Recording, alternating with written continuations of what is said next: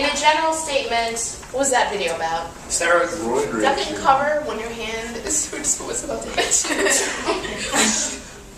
Okay, and how does this video depict steroid usage? That like everyone goes crazy. Has one rage. Yeah, that you beat up your girlfriend, you like fall onto the floor and like beat yourself. Yeah. Oh, he's trying to pop his shoulder back into his Oh, is that what he was trying to do? Yeah, he dislocated his shoulder when he hit the wall and he's trying to pop it back in. Oh, I thought maybe He was his football memories. He was redoing the Yeah, but then he realized what he did. He was trying to fix it. How do you know? When did it ever say this? That just was obvious. What? When you see someone do that and his arm was dangling, he was like trying to pop it back in. I thought he was just going crazy. I thought he was crazy. You know. So basically, though, it depicts steroid usage as like you use them, you go crazy, you lose your mind, and all that fun stuff. Does it? You take this video seriously? No, not at all. So I'm not saying that any of you would use steroids, but does it make you just say, "Oh, I'm just never going to do that"? Is it so dangerous? Or does it make you say, "This is ridiculous. Why should I believe it"? I think both. Like, you know that stuff like that does happen, but I mean, not to that. I mean, yeah, that's kind of bad. we've learned in this class, though, after that video we saw about steroids, that roid rage doesn't happen to most people. It was an over-exaggeration by a lot. Very dramatic. But I think that's kind of an important point you made. We have the knowledge that it's not that bad. You're not going to lose your mind and go crazy like that. But say you didn't have that knowledge. Like, for instance, I don't know, back in the 80s when they were just learning kind of about steroid usage. Like, if you didn't have that knowledge and you weren't aware that steroids are not that bad, would you still take the video seriously? Yeah, I'm scared.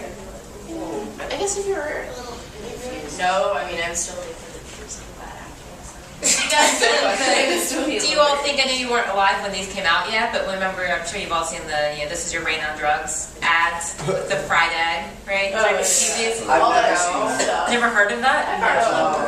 Most of you have. Well, it was a huge movement. It was the initial movement of, trying to get kids to not do drugs. I think that was like, why do you think that was? That's like Anyway, if you haven't seen it, they took an egg and they were showing it frying. They said, "This is your brain on drugs." Right? But everybody, I mean, nobody took that seriously. I guess somebody must have, but I feel like people didn't take it seriously when it came out as the mid-'80s. Ben? They actually have a new version of that today for meth, and they're actually really effective.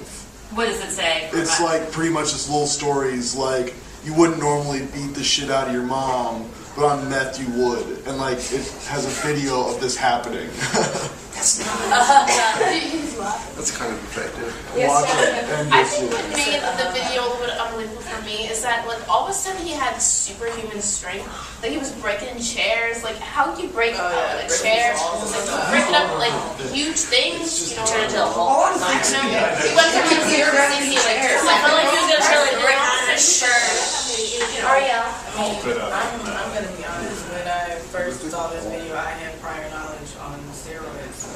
I wouldn't believe it, but I think if I didn't have prior knowledge, then maybe you would. Yeah. You would believe, especially like the roid rage or whatever that thing is called.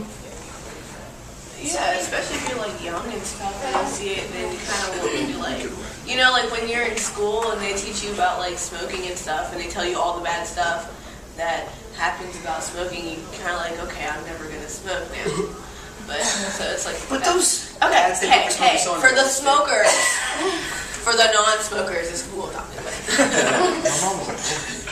But that's kind of important to remember when you're writing your papers. You don't know whether or not your reader has a lot of knowledge on the subject, so you do want to kind of proceed in like a logical fashion. You don't want to make like extremely ridiculous claims or use cliched sources or even use cliched arguments. You do want to sound like logical and concise. Find a happy medium, because obviously going to this extreme, like the video showed, does that discredit any of it? Yeah. Right, so you don't want to do that in your paper where you're writing something and possibly coming up with a solution to an issue that's so extreme and unrealistic that your reader is just going to disregard everything you said. That's like it's serious. It's something serious. Why have something so outrageous that no one's that funny? Well, and actually, what Melissa was just saying about smoking is a really, that actually proves the point that we're making right now, because you, I guess, were taught, in a realistic way what the problems with smoking were, and so it was effective for you. Yeah. And so the idea here, as you trying to move across is that if you're talking about an important topic in your paper, you want to portray it in a way that you actually think will be effective to get people's attention and to persuade them to agree with you, right? And that's another, I mean, that especially if you're talking about sex education in a paper, or if you're talking about sex education in real life, how effective it's going to be, it all depends on the presentation of the material and what information is included in the presentation. Everything has meaning behind it. Every reading, article, whatever, video, but it's just whether it's done effectively or not. And the point is, you want to try to get your paper written as effectively as possible. And it's okay to have maybe a slight emotional appeal, like if you're doing it in an introduction, but don't let that take over the entire paper. You know what I mean? I don't know if we'll have time. Yeah, what time are we at? It's like 12:43. Okay, let's stop there. Okay. Next week, thank you.